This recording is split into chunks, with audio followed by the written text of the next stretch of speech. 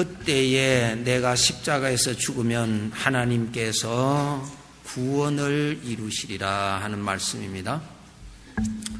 창조주 하나님께서는 씨앗 속에 이미 그 씨앗이 복을 품을 수 있도록 복을 주셨습니다. 겉으로 보기에는 눈에 보이지 아니하고 겉으로 보기에는 초라하게 보이는 한 톨의 씨앗이지만은 그 속에는 하나님께서 이미 복을 주셨습니다. 아름다운 꽃이 필 수 있도록 꽃도 주셨고 아름다운 열매, 탐스러운 열매가 나올 수 있도록 열매도 주셨습니다. 하나님께서 주신 그 복은 그 씨앗이 땅에 떨어져 죽음을 통하여서 그 복이 나타난다는 것입니다.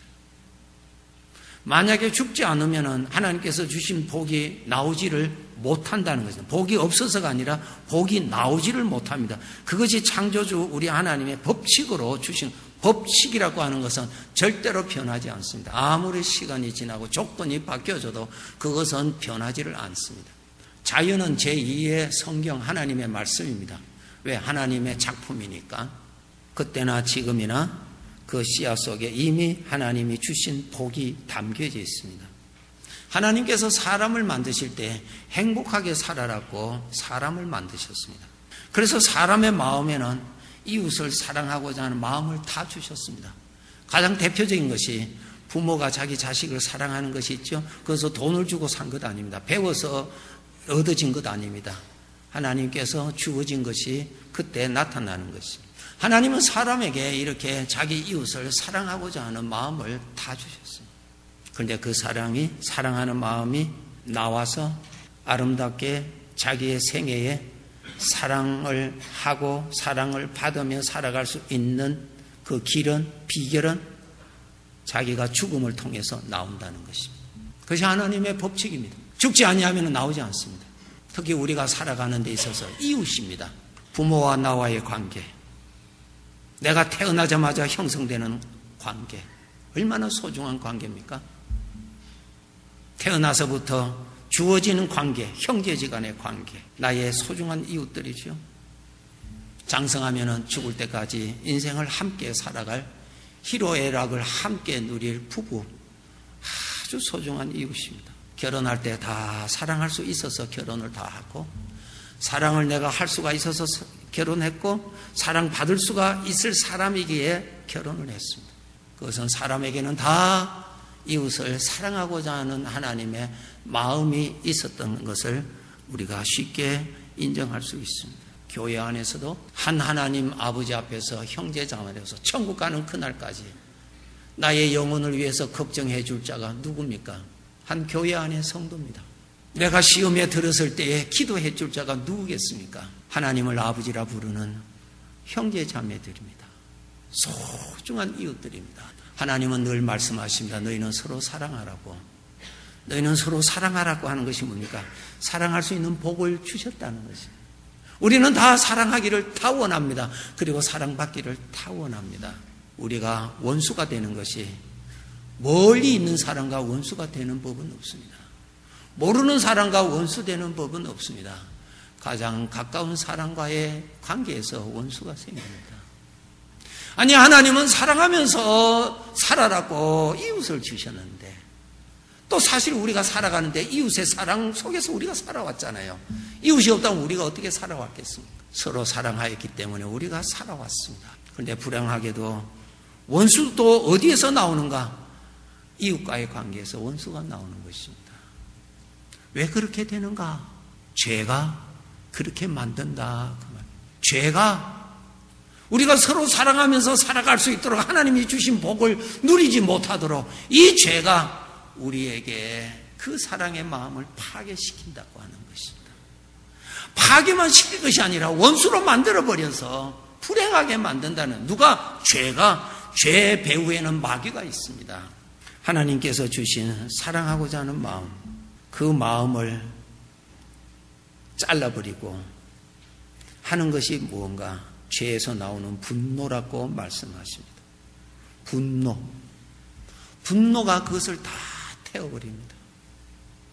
과거에 받았던 그 은혜조차도 분노가 와서 그 옛날에 받은 은혜조차도 싹 다 태워버립니다. 참 무섭지요.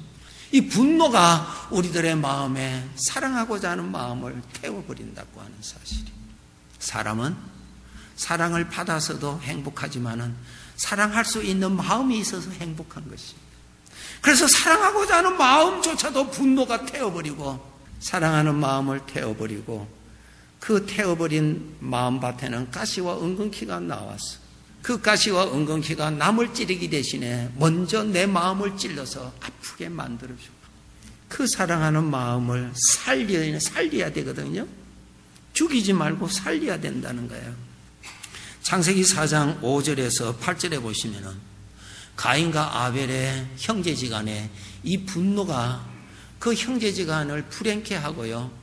무서운 불행을 낳게 하는 일을 이 분노가 했다고 하는 사실입니다. 5절에 보시면 가인과 그의 재물은 받지 아니하신지라 가인이 몹시 분하여 안색이 변하니 여호와께서 가인에게 이르시되 네가 분하여 하면 어찌 됨이며 안색이 변하면 어찌 됨이냐 내가 선을 행하면 어찌 낯을 들지 못하겠느냐 선을 행하지 아니하면 죄가 문에 엎드려 있느니라. 죄가 너를 원하나 너는 죄를 다스릴지니라. 그 다음 구절 보세요.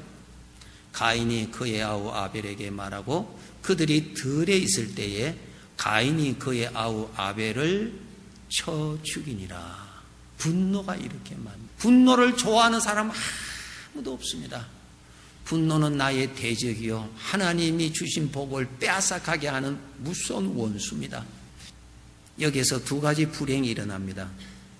자기가 사랑할 상대를 죽여버려서 사랑할 자가 없어서 고독해지고 동생이 나를 사랑할 마음을 가지고 있는데 그 나에게 줄 사랑할 자를 없애버리는 불행에 빠져버리는 것이죠. 그런데 말이에요. 이 가인에게 임하였던 분노가 지금 또 여전히 사람에게 그 분노가 임하고 있습니다. 그 분노는 행복하게 살아라고 주신 하나님의 사랑을 불태워버리는 일을 그때나 지금이나 여전히 그 일을 하고 있는 것을 우리가 잘 알 수 있습니다. 예수님은 사람 속을 잘 아시고 잘 아셨다 그랬습니다. 지난주에도 말씀드렸지만 아비들아 너의 자녀를 대할 때 노엽게 하지 말라. 자녀 속에 폭발성이 있는 것을 알고 함부로 대하지 말아라. 조심히 대하라. 왜? 폭발성이 다 있다 이 말이에요. 분노할 수 있는 폭발이 어른에게만 있는 것이 아니라 어린 아이한테도 다 있으니까 조심히 다루라. 조심히 다루라. 그래서 우리가 말을 함부로 하는 것은 매우 위험합니다. 하나님께서 말씀하십니다. 너희가 대인관계에 있어서 지혜롭게 살아라.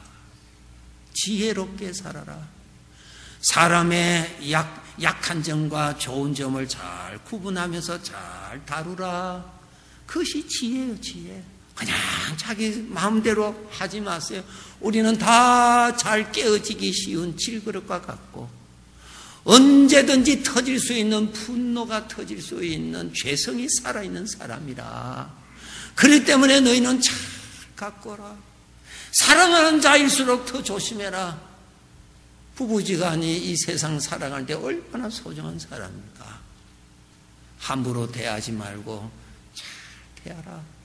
그 속에 있는 폭발성 건드리지 말아라. 그것이 사랑이다. 사랑은 오래 참고 그렇잖아요.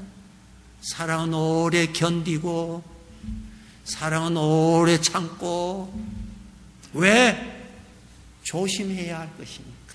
그래서 우리가 사람을 대할 때 참 지혜롭게 조심히 대하셔야 됩니다. 그것이 사랑이에요. 특히 가정에서 조심히 대해서 어려운 일이 스스로가 일어나지 않도록 서로가 일어나지 않도록 하나님께서 그렇게 하라고 그랬어요. 그것이 너희들이 서로 사랑하면서 위로받으면서 살 수 있는 길이다.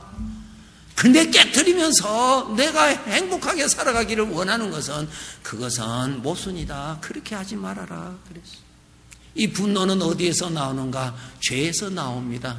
로마서 7장에 보면은 우리가 원하는 바 선은 행하지 아니하고 원치 아니하는 악을 행하는도다. 아니 내가 원치 아니하는 악을 행하는 것은 왜 행하느냐? 자세히 보니까 죄가 내 안에서 살아서 그렇게 일으킨다는 거예요. 내 안에 죄가 살아있기 때문에 분노가 언제 어떻게 터질지 우리는 몰라요. 그냥 나오는 거예요. 그냥 나와. 그러니까 조심해야 된다. 출애굽기 21장 29절에 이 말씀이 있습니다. 소가 본래 받는 버릇이 있고 소는 본래 받는 버릇이 있습니다. 그것을 알고 소를 잘 다루라 말이야. 내 안에 일어나는 분노, 죄로 인하여서 나의 허락 없이 그냥 일어나는데 어떻게 하겠어요? 그러니까 그것을 어떻게 잘 다뤄야 된다. 그것이 지혜다. 욥기 36장 18절에 보면은 그대는 분노하지 않도록 조심하라. 많은 뇌물이 그대를 그릇된 길로 가게 한다.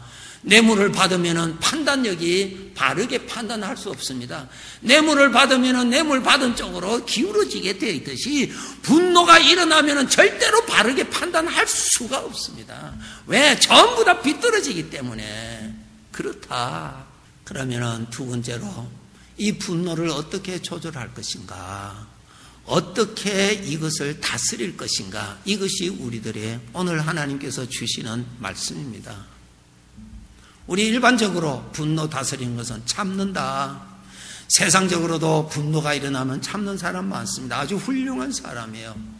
그러나 그 참음은 그 사람 안에 속병이 듭니다. 막 속이 썩어요. 그러나 오늘 드리고자 하는 이 분노를 다스리는 것은 그 이상의 큰 은혜가 있습니다.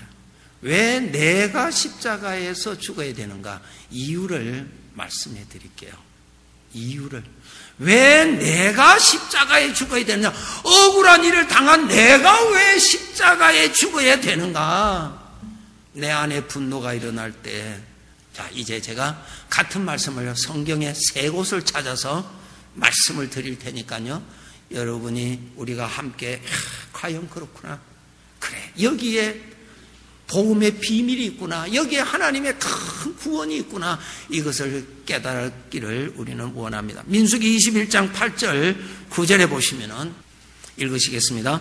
여호와께서 모세에게 이르시되 불뱀을 만들어 장대 위에 매달아 물린 자마다 그것을 보면 살리라.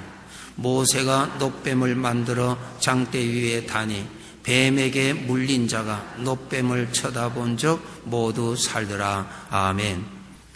지금 이스라엘 백성들이 광야에서 하나님을 원망하고 불평하고 할 때 하나님께서 저들을 불뱀으로부터 늘 보호해 주시는 하나님의 은혜의 울타리가 있었습니다.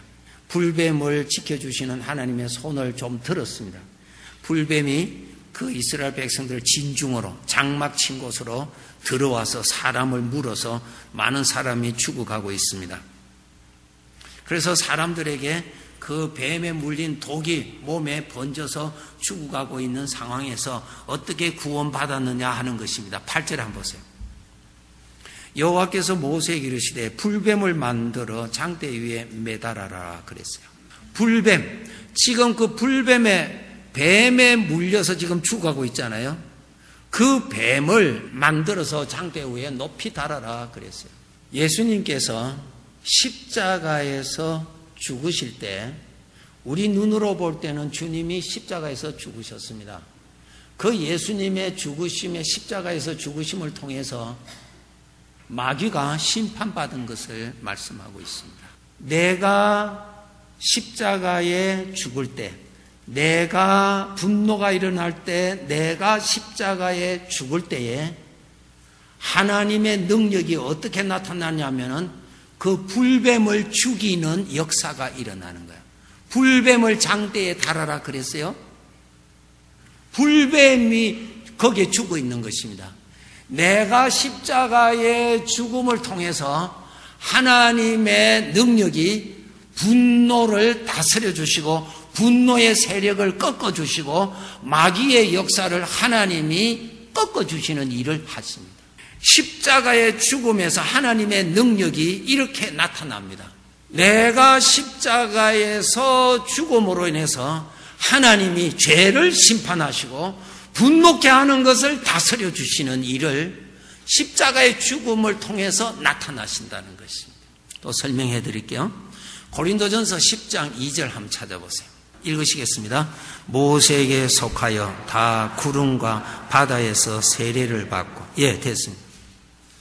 지금 이것이 이스라엘 백성들이 바다에서 세례를 받았다 그랬어요. 바다에서 세례, 이 홍해입니다. 홍해에서 세례를 받았다 그렇게 했어요. 이스라엘 백성들이 홍해를 걷는 것을 고린도전서 10장에서는 하나님께서 저들이 홍해에서 세례를 받았다 그랬어요. 세례라는 말은 죽음을 말합니다. 물에 푹 잠긴다 그 말이에요. 내가 십자가에서 죽음에서 얼마나 하나님의 능력이 나타나시는지를 또 설명해 드릴 테니까요, 이해가 잘 되시기 바랍니다. 지금 애굽에서 나온 이스라엘 백성들은 하나님의 인도를 받아서 갑니다. 홍해 앞에서 이제 하나님께서 지시하신 대로 장막을 치고 있는데 애굽 군사들이 총동원해서 다시 잡으러 오고 있습니다. 저들이 그 모습을 이스라엘 백성들이 보고 매우 두려워하고 이제는 하나님 앞에 오해를 해서 원망합니다. 애굽에서 잘 살고 있는 우리들을 이 광야로 몰아서 여기서 다 죽이시려고 하나님이 인도하신다고 그냥 절망하고 불평하고 사망에 꽉 차입니다. 어떻게 구원하셨는가를 설명해 드립니다. 보세요. 하나님께서 모세에게 지시하신 대로 모세는 지팡이를 홍해를 향하여 들고 있었습니다. 하나님께서 강한 바람을 동원해서 바다를 가르시지요. 그냥 바람으로 갈라내십니다. 쭉 갈라내시고 뒤에서 애국 군사들이 더 이상 가까이 오지 못하도록 낮인데도 밤으로 어두움으로 확 잡아놓고 거기에 묶어놓습니다. 더 이상 움직이지 못하도록 묶어놓고 이스라엘 백성들은 홍해에 바람을 불어서 길을 내시고 그 다음에 이스라엘 백성들이 빠져나옵니다. 사람만 해도 200여만 명이고 가축과 그 짐을 해보세요. 많은 시간 동안에 그 홍해를 건너야 했을 것입니다. 그런데 그 홍해가 얼마나 폭이 넓은지 애굽의 군사들이 그 안에 다 들어왔다고 했습니다. 하나님께서 홍해 물속으로 이스라엘 백성들이 들어갑니다. 이게 세례죠. 물속으로 들어갑니다. 멀리서 보면은 이스라엘 백성들이 바닷속으로 들어가죠. 그죠? 이 세례로 죽음으로 들어가는 거예요. 죽음을 거쳐서 빠져나옵니다. 쭉 빠져나가고 그 다음에 애굽의 군인들이 들어옵니다. 들어와서 이 안으로 다 들어옵니다. 하나님께서 물을 어지럽게 해서 거기에서 모든 군사들이 다 죽습니다. 이스라엘 백성들이 죽음을 통과했을 때에 이스라엘 백성을 사로잡아서 학대케 하고 하나님을 믿지 못하게 하는 이 세력을 여기에서 단절시켜 주셨다는 거예요. 이스라엘 백성들이 홍해라고 하는 죽음, 세례를 받았다 그랬잖아요. 죽음을 거쳤을 때야 비로소 애국 군사들로부터의 자유를 받았다는 거예요. 더 이상 접근하지 못했다는 말이에요. 내가 십자가에서 죽을 때에 분노가 나를 더 이상 건드리지를 못한다는 말이에요. 내가 십자가의 죽음을 지나야 분노가 나를 지배를 못한다는 거예요. 누가 그 분노를 치느냐 하면 하나님이 분노를 치시는 것입니다. 나의 대적을 심판하시고 주의 백성들을 건드리지 못하도록 하나님의 권세와 능력과 심판이 어디에서 나타나느냐? 내가 십자가의 죽음을 통과할 때 나타나신다는 거예요. 십자가의 능력이 거기서 나오는 거예요. 거기서. 마귀가 가장 두려워하는 것이 십자가의 죽음입니다. 여러분, 내가 죽는다고 할 때 내 안의 육신은 얼마나 나를 비웃는 줄 아는 줄 아세요? 내가 왜 죽어? 상대방을 죽여버려야지. 내가 왜 죽어? 이 바보야. 왜 그런 줄 아세요? 십자가의 길을 내가 갈 때 하나님의 심판이 임하시는 것을 대적이 아니까. 그래서 십자가에 죽지 못하도록 얼마나 충동질하는지 몰라요. 십자가의 길은 육신이 볼 때는 미련하게 보인다 그랬어요. 어리석게 보인다 그랬어요. 그러나 십자가의 길은 믿음으로 바라보면 하나님의 능력이라고 말씀하셨는데, 오늘날 또 예수님의 십자가를 통해서 내가 구원받았다면 오늘날 나의 십자가의 죽음을 통해서 하루하루의 삶에 하나님의 구원이 나에게 임하시는 것입니다. 이스라엘 백성들이 애굽에서 나올 때 6월절 어린 양의 죽음으로 나왔어요. 자기들은 죽지 않았어요. 6월절 어린 양으로 죽었어요. 그래서 저들은 나왔어요. 우리가 예수 그리스도의 죽음을 통해서 죄의 노예에서는 빠져나왔어요. 그러나 그 죄가 수시로 나를 괴롭히고 하나님이 주신 복을 누리지 못하도록 수시로 나를 학대하고 나를 괴롭히는 오늘 또 나타나는 이 세력에서 구원이 일어나는 역사는 내가 십자가에 죽을 때에 나타난다는 거예요. 그렇게 아시고 한번 성경 한번 찾아봅시다. 출애굽기 13장 29절에서 31절입니다. 그러나 이스라엘 자손은 바다 가운데를 육지로 행하였고, 이것이 뭡니까? 죽음이라면 바다 가운데로 지난, 세례받았다 죽음을 지났다는 말이에요. 죽음을 하나님의 인도를 따라서, 구름 기둥이 하나님의 인도지요. 그러면 이스라엘 백성들은 죽음을 지나가는 거예요. 육지로 행하였고 물이 좌우의 벽이 되었더라. 죽음을 지났다. 그날에 여호와께서 이같이 이스라엘을 애굽 사람의 손에서 구원하시며, 그 다음에 보세요. 이스라엘이 바닷가에서 애굽 사람들이 죽어 있는 것을 보았더라. 자기를 죽이려고, 자기를 사로잡으려고 어떤 애굽인들이 죽었더라. 누가 죽였습니까? 하나님이 죽이셨습니다. 하나님이. 31절 다 같이 읽겠습니다. 이스라엘이 여호와께서 애굽 사람들에게 행하신 그 큰 능력을 보았으므로 백성이 여호와를 경외하며 여호와와 그의 종 모세를 믿었더라. 아멘. 하나님께서 구원하신 것을 보았다. 언제? 홍해를 지남으로 인했어. 내가 십자가에서 죽음을 통하여서 나를 괴롭히는 죄의 세력, 이 분노를 하나님이 다스려 주시더라. 여기에서 나옵니다. 여기에서 나와요. 에휴, 더러워서 내가 참지. 여기에서는 안 나옵니다. 그것도 아주 좋은 지혜예요. 그것도 양반이에요. 그렇잖아요. 그러나 거기에서는 하나님의 능력은 안 나타납니다. 그렇게 참다가요, 3번 참았죠. 4번째 참았던 거 다 나와요. 그러니까 속에서 얼마나 속이 상하는지 몰라요. 병이 생겨요. 너 자신을 십자가에 죽여라. 누구의 말씀인가? 하나님의 말씀이다. 하나님, 나는 억울한데요, 내 자신을 십자가에 죽여라. 하나님, 저 사람을 죽여야 되는데요, 내 자신을 십자가에 죽여라. 십자가의 죽음에서 하나님의 구원이 나타나십니다. 그것이 법칙입니다. 옛날이나 지금이나 씨앗이 죽어야 그 안에 감추던 복이 나오듯이 내가 죽어야 이미 허락되어 있는 복이 나올 것이라고, 하나님이 역사하실 거라고, 내 안에 사랑하고자 하는 마음이 살아날 것이라고, 내가 그를 다치지 아니하고 그를 지켜주었을 때 그를 향한 사랑도 일어나고 그가 나를 향한 사랑도 일어나서 사랑과 사랑이 만날 수가 있는 것입니다. 죽음이 아니고서는 하나님의 능력이 나타나지를 못합니다.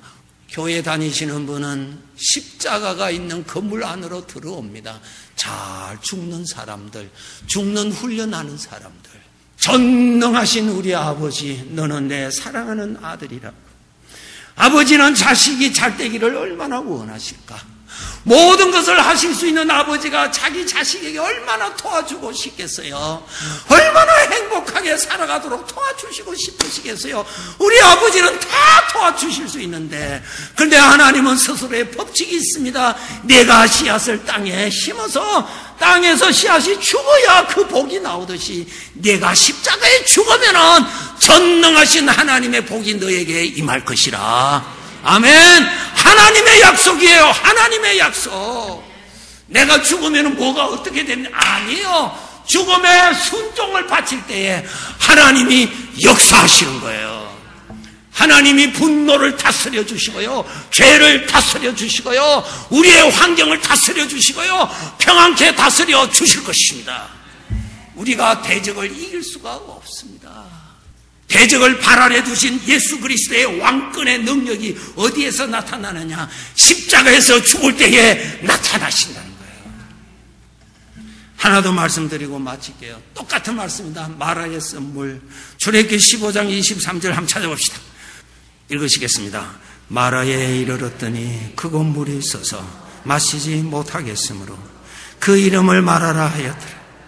백성이 모세에게 원망하여 이르되 우리가 무엇을 마실까 하며 모세가 여호와께 부르짖었더니 여호와께서 그에게 한 나무를 가리키시니 그가 물에 던지니 물이 달게 됐습니다. 그 다음에 27절로 넘어갑니다. 27절 시작. 그들이 엘림에 이르니 거기에 물샘 12과 종려나무 이런 그루가 있는지라. 거기서 그들이 그 물 곁에 장막을 치니라. 아멘. 이스라엘 백성들이 하나님의 인도를 받아서 광야 길을 가는데 마실 물을 찾지 못해서 저들이 심히 불안하고 걱정에 빠졌습니다. 드디어 물을 만났습니다. 그런데 그 물은 마실 수가 없었어요. 썸물이었어요. 마시면 죽는 아주 독한 물이었습니다. 사망의 물이었습니다. 하나님께서 모세에게 말씀하십니다. 하나님께서 지시하신 그 나무를 모세가 지시하신 대로 그 물에 던졌더니 물이 달아지더라. 그 나무가 신비해서 달아진 것이 아니라 하나님 말씀대로 순종을 바칠 때에 전능하신 하나님이 그 썸물을 달게 해주신 것처럼 내가 십자가에서 죽을 때에 그 썸물을 내가 달게 해주리라. 아멘. 아멘. 내가 달게 해주리라. 하나님, 그 나무를 던지다가 어떻게 이것이 썸물이 달게 됩니까? 이 물은 얼마나 독한 물인데. 아니요, 그게 관심이 아니에요. 하나님은 내가 말한 대로 순종해라.